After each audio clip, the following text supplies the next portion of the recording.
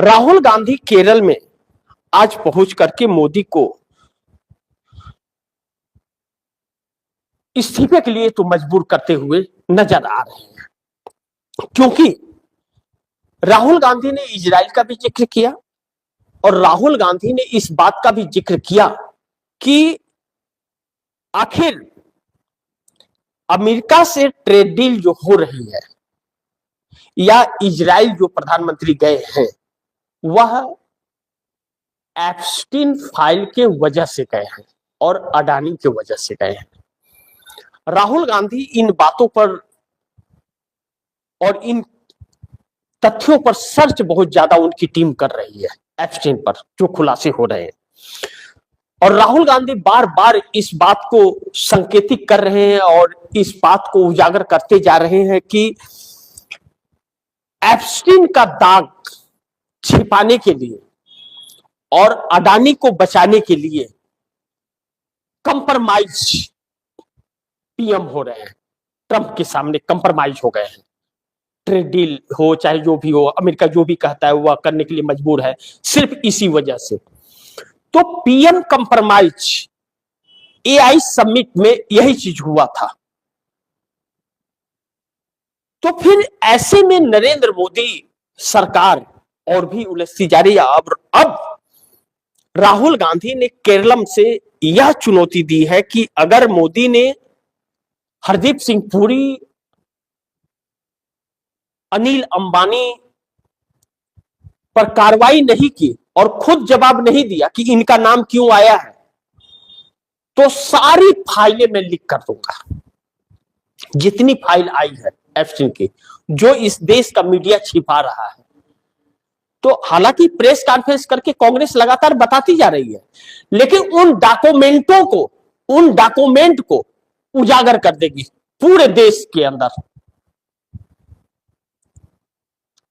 अब यह बात नरेंद्र मोदी के लिए बड़ी मुश्किल पैदा करने वाली है और नरेंद्र मोदी इस जंजाल में बहुत बुरी तरह से अब फंस और जकड़ गए हैं, जो इनको बचना बड़ी अब मुश्किल होगा। अब ऐसे में मोदी इस्तीफा देने को मजबूर भी होंगे, क्योंकि लेकिन इतना आसान नहीं है कि मोदी इस्तीफा दे देंगे, इतना आसान मत समझिएगा। यह व्यक्ति इस्तीफा देने वाला है नहीं। यहां तक कि कहा यह भी जा रहा है, जानकारों के अनुसार यह कहा जा रहा है कि अगर सरकार गिर गई, समर्थन वापस अगर ले लिया नीतीश नायडू शिंदे ने, और जो हालात पैदा हो रहे हैं, ऐसे में मोदी इस्तीफा नहीं देंगे जल्दी, जनता ही इन्हें हटाएगी। फिर भगवान करे कि वह दिन ना आए इस देश पर, आज तक तो नहीं आया है, लेकिन ऐसे लोग इतनी आसानी से कुर्सी छोड़ते नहीं है और यह अकड़ दिख रही है। लेकिन इस बात का डर और खौफ इन लोगों को सता रहा है कि यह एप्स्टीन का जो जिन निकला है, यह जिन इन लोगों के राजनीतिक कैरियर को ही नहीं, भारतीय जनता पार्टी और आरएसएस के अस्तित्व को भी खत्म कर देगा। और अगर यह लोग रहे तो इस देश को खत्म कर देंगे। निश्चित है, देश बचाना है या इन्हें बचाना है, यह फैसला देश को करना है। लेकिन विपक्ष, हमारे देश में जो लोकतंत्र है, बड़ी खूबसूरती है उसकी लोकतंत्र की कि हमारे देश की जनता सत्ता और विपक्ष दोनों को चुन के भेजती है।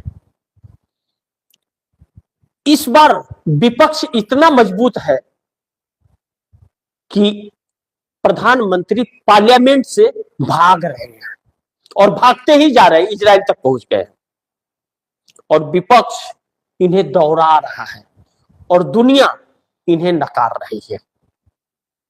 और दुर्भाग्य यह है कि हमारे देश में गोदी मीडिया पैदा हो गया है, जो दलाली कर रहा है, चाटुकारिता कर रहा है, देश से गद्दारी कर रहा है और देश से सच्चाई छुपाकर ऐसे लोगों की ताजपोशी का वाहवाही कर रहा है। तो वक्त बड़ी तेजी से करवट ले रहा है और वक्त बदल रहा है। ऐसे में यह कह सकते हैं आप कि राहुल गांधी एक पहाड़ की तरह खड़े हैं और नरेंद्र मोदी उस सर पटक रहे हैं उस पर, तो मोदी का ही सर फट रहा है और पहाड़ हिल नहीं रहा है और पहाड़ हिलता नहीं है। मोदी के सामने पहाड़ आ गया है, आगे कुआं पीछे खाई है। इसीलिए कहते हैं वक्त बुरा होता है तो ऊंट पे बैठे व्यक्ति को भी कुत्ता काट लेता है।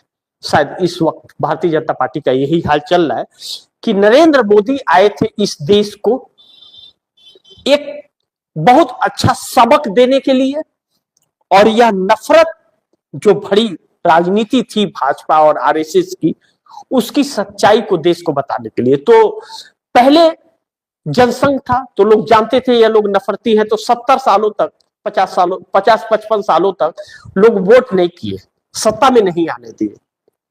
जो आजकल के बच्चे नहीं जानते इस बात को कि आखिर उनके पुरखों ने क्यों नहीं इसे सत्ता में लाया, इसीलिए कि यह लोग देश के साथ नहीं थे कभी। अब आज के बच्चे इनके बहकावे में आ गए तो यह सत्ता में आ गए। अब इनकी असलियत जब पता चल गई, बेरोजगारी हो गई, त्राहिमाम मच गया, तो फिर आने वाले वक्तों के लिए लुप्त हो जाएंगे। तो मोदी आए थे भाजपा और आरएसएस का अंत करने। अब देखते हैं आगे इनके साथ क्या होता है, यह वक्त बताएगा, थोड़ा इंतजार कीजिए, लेकिन खबरों पर नजर बनाए रखिए। तो इसी के साथ आप दर्शकों से इजाजत चाहूंगा, अगली खबर के साथ फिर हाजिर होऊंगा। लेकिन आप दर्शकों की क्या राय है, क्या सुझाव है, कमेंट बॉक्स में जरूर दीजिएगा। इस खबर को ज्यादा से ज्यादा शेयर कीजिएगा, अपने दोस्तों को भी कहिएगा आगे शेयर करें।